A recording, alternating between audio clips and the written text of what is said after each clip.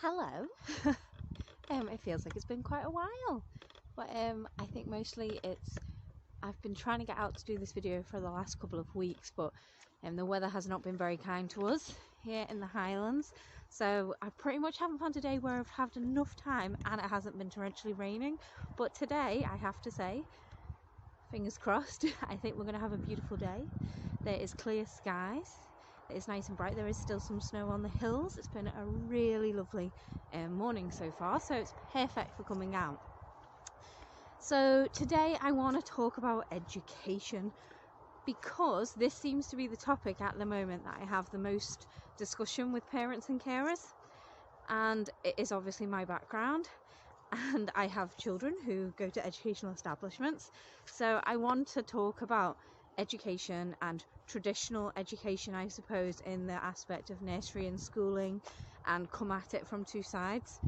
So I'd like to give a little bit of perspective from me as a parent and a bit of a perspective of me as a teacher, because actually a lot of it is about having perspective and understanding about the situation and the circumstances for our children with additional support needs, but also the unique situation it can be for a lot of schools and a lot of teachers.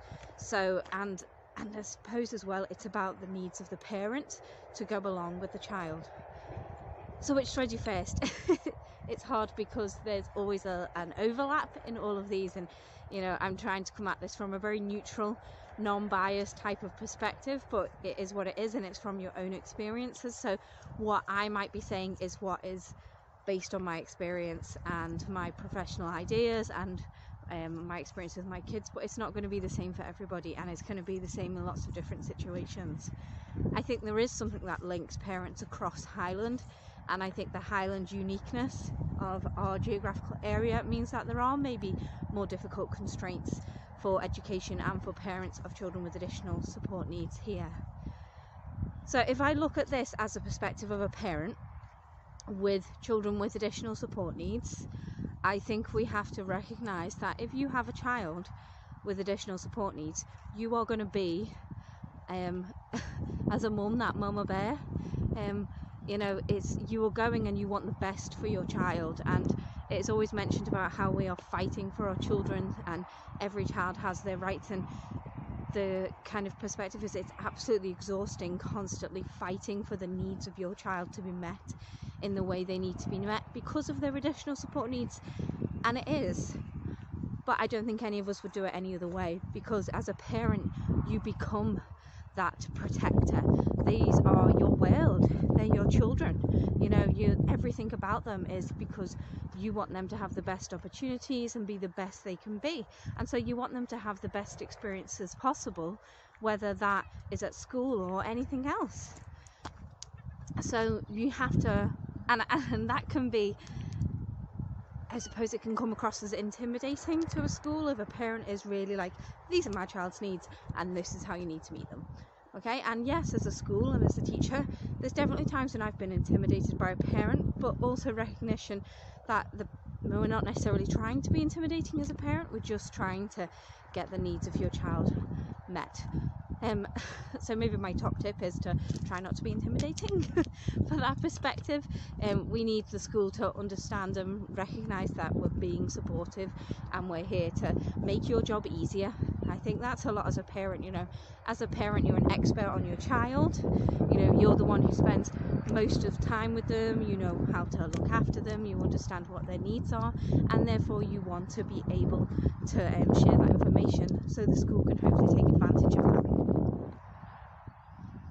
So as a parent, I suppose we need to have an ability, a way to communicate to school appropriately about our child and understanding their needs. And I think the last 2 years has made that so difficult, because we haven't been able to go into the schools, we haven't been able to meet and chat with teachers in the same way, and that has made stuff really difficult. So if you have a child who is in nursery, primary 1, primary 2, you might not have even seen the building that your children are in or the rooms that they're in, and so how do you feel that you can best reassure them?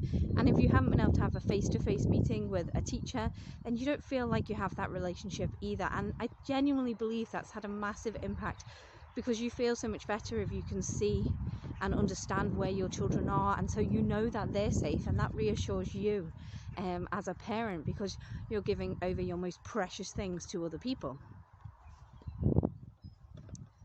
So as a parent, I think we need a lot of reassurance and a lot of communication, and in busy schools this can be quite difficult. You know, your child may have additional support needs, and even if there is the correct amount of staffing in order to be able to meet their needs in which they need, they may not have enough time to be able to communicate to you on a daily basis. And I think this can be a challenge. You know, when our children are very little and you take them to school every day and you stand at the school gates, there was that kind of tradition of, oh, you get a quick glance, an eye with the teacher, or a thumbs up, you know, just that kind of mutual connection. But I especially think when they go to high school, that's, you know, half the time you may never meet a lot of the staff until a parents' evening, which obviously for a lot of the last 2 years have been virtual, with inconsistent schooling because of, you know, lockdown, and then online virtual schooling, and then poor attendance because of illness and coronavirus. That relationship has gone for a lot of people, and that's really something that nobody's been able to control. And I think right now, in the last few months, we're about rebuilding that kind of structure of where we are and how we kind of can work as a team to be able to kind of make situations better for our children. It's really pretty, isn't it? It's a nice day. So, oh, so much snowy up there. It's really pretty. So if we as a parent are worried, I think we would hope that we want to know exactly what's going on in the school. You know, you have your parent council that you can use and go to and communicate with. A lot of schools have digital communication apps, or whether or not you can email people and communicate that way. I think it's about kind of being able to get a picture in your head of what is the school like as a whole, how does it run, what's the function going on. And I genuinely think, in my experience, that most teachers would be happy to kind of go through that with you, but it hasn't been something that's been able to maybe been done a lot with a lot of people. And so I think it can be quite important, if your child has an additional support need, to have one person to go to have one, whether that is their class teacher, an additional support needs teacher, a guidance teacher, a deputy head, somebody who you are able to have that one relationship with. Because for a lot of us, I'm used to being in school. You know, I went to school, went to university, and I've pretty much gone back to school. So I've been in school pretty much my whole life. So school to me is not an intimidating place. But for a lot of us as parents, we went to school and then we've had our working life, and our only experience of school was as a pupil. And if you personally haven't had the best experience of school, then you're going to be very, very worried for your children. And it's really important that we can communicate that to the school and be able to let them know that actually it's just because you're a wee bit anxious of the situation. So hopefully schools, please recognise that that's a parent's experience as well, and so they can facilitate a kind of mutual understanding of where you're coming from. And yes, that can be difficult from an education perspective. If we have a class of 30 children, which thankfully I'm lucky, in my kids' experiences here, it isn't like that. You know, there can be a lot for one teacher to retain, and that's why, especially if you're in a high school, then connecting with one parent, one teacher, or one contact can be really helpful, and that's why the guidance system can work really well. So what else do I think of about education as a parental perspective? How it's changed. School, I suppose, yeah, for me, I was okay at school. School was an alright experience for me. I went to 2 different primary schools and I went to a high school, and I suppose it has changed in that I think when I went to school, it was maybe, you know, sit down at your desk and get on with your work, and as a parent we maybe assimilate education as being the same, and you know, times have changed. It's a totally different world that we live in, especially a very kind of a different digital world that we live in. And so my experience of education is going to be different from every child's experience now, because there's more technology, and there's different opportunities, there's more awareness about the importance of things like mental health and social skills, and so education is a lot more rounded. It isn't just about that kind of rote learning that I suppose some of us maybe were used to. Can you believe there's sunshine? I need my sunglasses. So yeah, as a parent, that can be a little bit daunting to understand what are all these curriculum topics, what's all these changing, what is the health and wellbeing curriculum, should they, can we not do literacy and numeracy, can we focus on facts, why do they all do maths in such a random way, and all of these things which just don't make any sense to us because they're not something that we've experienced. And sometimes I think teachers might forget that, me too, probably when I was a teacher, and you end up talking in teacher language. So I think for a lot of us, it's about, if you are communicating with the school, always have a list of questions, write down all the things you want to know, and if you have them, you can email them beforehand if you're going in for a face-to-face meeting, which hopefully in the future we're going to be getting back to, and so you have a record of what you want to say. The school can look at that and know what you really need to know and can communicate back to you, okay, whether it be face-to-face or over email can be really handy, because then you have it and you can refer back to it and everybody knows and has a record of what's gone on. So that's a really helpful thing to be able to do, and it could be as simple as, can you show me somewhere that I can learn the strategies to support my kid in the way that you're teaching them math skills. It is just about being open and honest with your questions and saying what happens at break time, what options are there so I can prepare my child.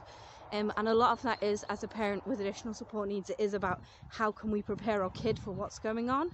So for instance, knowing when breaks and lunch times are, so that they know when they are and you can let them know, and being able to ask them questions about what happened in that day, being able to talk about them, what options did you choose today, who did you sit with on your table, all these types of things that can be really, really helpful for you to know, so you can have a conversation with your child. And then maybe if there's any bells ringing about things that maybe will trigger any behaviours in your child. Oh, it's a bit muddy, sorry. Ooh, all that rain for the past few weeks has made it a bit muddy. If there are topics that are coming up in the curriculum that might trigger or not be suitable, or just might make them a little bit wobbly, or they might not understand, you can kind of help prepare them for that. So there are all these things that can be really useful. And most schools won't mind sharing what the curriculum topics for the year, but they may just not have shared it with you because they didn't really think it was relevant and they don't want to overwhelm you. So if you go and directly ask, you're more than likely going to get a response. So it's worth asking, and there's not going to be any issues if you're not asking. I think most of us as parents have pretty thick skin and we're not worried about being seen as someone who's constantly asking questions. If you've got kids, you're used to being asked them. So just put it down on paper so you remember it, because that's a lot of the time I think is maybe an issue, is that you think of these things but then in the moment you're there and you're maybe a bit intimidated because you don't know this person, and maybe they've said that it's just the idea of a head teacher, and maybe you don't have a positive experience of what a head teacher is from your own school days, so you might feel a little bit vulnerable. And so it is really good to be appreciated. I'm just walking down a hill and I'm a little bit wobbly, as you've all learned, so just checking where my feet are going. So I suppose that if I think about it as a parent, are they my top tips? Try to be prepared when you're going to talk to the school, know what you want to say, speak positively. You know what it's like if we go in, if someone comes and talks to you and is defensively already, we don't like it. So always approach anything you're going to talk to, whether it's school, whether you're going to the doctors. We all get irate, but take a breath before we do anything, I think has to be the idea. And teachers and schools and head teachers, they're all humans too, and so as we teach our children, speak as you want to be spoken to, I think it's just about that concept. It's about us all being what we need to be in the best way we can be, and we need to have the best relationship with our educational establishments that we can. So just be willing, I suppose, and lead by example. If that's not how you're getting a response back from the school, well, hopefully they can learn and lead by your example. But you will know that you as a parent and you as a human being have been the best you can be. So I'm just cutting through the car park to get out to this next little peninsula. It's very pretty. Some people think I'm a bit odd just talking to myself here. So if I come from it then as a teacher, what can I tell you as a parent to reassure you? Well, obviously I'm not your child's teacher, and I'm not teaching in your child's school, so every circumstance is different. So I can tell you from my experience of working in Highlands that I've worked with teachers. I haven't just worked in Highlands, I've worked in other places in Scotland, and I've worked abroad as well. There are some common themes in education and working, in that if you feel that curriculums have changed and plans are always changing, most teachers, everything is always changing all the time. So you plan, teachers do a lot of planning. It kind of explains maybe my behaviours. So lots of planning, lots of organising, and it always changes. Yeah, there's always changes happening. So as a teacher, you turn up to school and you have to be on your best every single day if you're going to give your best, because you turn up and you've made a plan and then people are off, or there's a guest speaker turning up and it hadn't been communicated, you don't know what's happening. So things always changed. And so, as I say, most teachers just have to be really pragmatic. It snow days as a teacher, honestly, it just, children just all go sky high. Yeah, and so managing that. So I genuinely believe that teachers have a challenging job, but it is also a really, really fun job. So kids are amazing, you know, kids say magical things, they love to chat, they love to communicate in all sorts of different ways, whether it's verbal or non-verbal. They all have unique personalities, and as a teacher, it's a real gift that you get to know so many children and you get to understand them and learn to be with them. And I genuinely have never met anybody who didn't go into teaching because they wanted to be challenged every day and they wanted to have something that was eventful and unique and they wanted to teach. So people, it may not feel like that. Maybe after working in a job for a long time, you know, you maybe lose track a little bit sometimes of where you were at. But I think at the heart of it, that's where we go to. And as a parent, I think that's what we buy into. That's what we need to connect with a teacher about, is about your child. And it's so important for a child with additional support needs. So from a teacher perspective then, if you're working with children with additional support needs, the common themes wherever I've worked have been budget, lack of resources, and timings, and the constant changing of situations and staffing. And it's really, really challenging, in the fact that most teachers would want to do the right thing, but the circumstances don't always help that. And I think the last 2 years have made that incredibly difficult, because there are so many children with additional support needs of different extremities, and for some children it hasn't changed the situation. These are my needs and they need to be met, and for some children it's new needs. Now, what I found really challenging was when I was here, you no longer, I don't think there was many opportunities for people to train in additional support needs. So I did my teacher training as a history teacher, and there was a little bit, we did like some electives and some kind of additional support needs topics, but it wasn't a huge amount. It wasn't a huge amount that would equip me to feel like I could go in and put in immediate support strategies for children with different needs. I was being prepared to go and teach a history curriculum and to be able to, I suppose, work with young people, create resources, manage classes, that type of idea. And so my training really didn't cover many aspects of that. Now, I found that when I was working, I tended to form relationships, connections with young people with additional support needs, in being able to recognise that they needed to feel safe and they needed to feel trusted, no matter their academic ability or their social ability or their cognitive ability. It was about making a human connection so that you could kind of build a relationship and then target whatever that educational need was. So I was teaching history, so it was about project work and topics, and whether that was people who were in a mainstream class or working in an additional support needs space, it was always about kind of adapting and working with people, sometimes one-to-one, sometimes in big classes, sometimes in mainstream with maybe a pupil support assistant in, or an additional support needs teacher in the classroom as well, and working on what was needed. Now, I have found in my time that there have been budget cuts, which meant there was less support staff. and that does make things challenging. And so it can be challenging because I would get a lot of guilt as a teacher, and being in a class of maybe 25 kids and knowing that I need to go and work one-to-one with that child for them to reach their potential. But I'm also trying to meet the needs of all these other children, so you do a lot of jiggling of trying to sit with people in groups or pair kids up to work with a peer, and trying to kind of jiggle it. But yes, it definitely wasn't always perfect. And you have to be very creative as that teacher to be able to kind of differentiate the work. And I've had fantastic experiences where I would work with other additional support needs teachers, and they would help differentiate the work that we could then give to pupils, and that meant that it was more manageable for me.